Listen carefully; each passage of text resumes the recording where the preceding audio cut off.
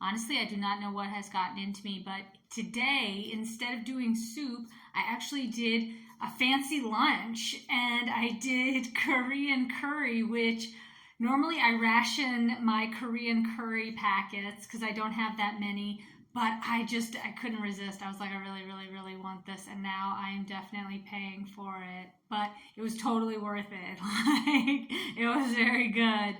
So I'm trying to let that digest and debating the pros and cons of trying to make something of the afternoon. I don't know. I don't feel like it's going to happen. Korean food is dangerous like that, like Italian food, where it's so delicious when you eat it that you have that ravenous energy, but then when you're done, you're like, oh, I just need to sleep for a long time. How did these people ever build empires? Like, after every meal, you have to sleep for 20 years. I don't understand. But while that is digesting, I thought I would read a poem. Oh, it was so good too, by the way. It was amazing. I'm probably going to have more after this. But so this poem I'm going to read is called Revelations. And I did do a cartoon about this one, which I really liked. But I wrote this poem about, I don't know, living in a place where bad things seem to happen all the time. Because I'm from like the Midwest, the southern part of the US, and it is like a regular steady stream of bad things. And it gets to a point after a while, and I think that's part of the problem, is that after so long of bad things consistently happening, in order to believe in good things, you have to assume that you deserve the bad.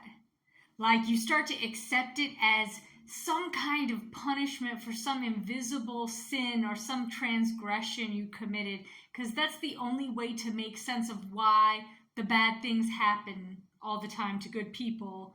And to question it, which of course everyone knows it should be questioned, but to question it requires the kind of time and thought that living in a bad place doesn't really afford you. So after a while, there just comes this point of acceptance of, yep, something bad's going to happen again. But typically it's weather related, but it comes from all sides. But so I wrote this poem about that, and here it goes. I watched the birds fly backwards yesterday when I was out by the downspout, scooping pebbles from rain barrels, gray, brown, and yellow. They poured from red skies overnight and dinged the shingles. It was the day after my neighbor caught a fish on 2 fins. Walking into the tavern, it flopped on the counter, ordered a gin from the bartender. The fish never paid the tab and is no longer welcome at the Thirsty Whale. The horsemen rode through town. One tossed a silver dollar. I tucked it in my shoe for posterity and blisters. I still have them. The blisters. I spent the coin.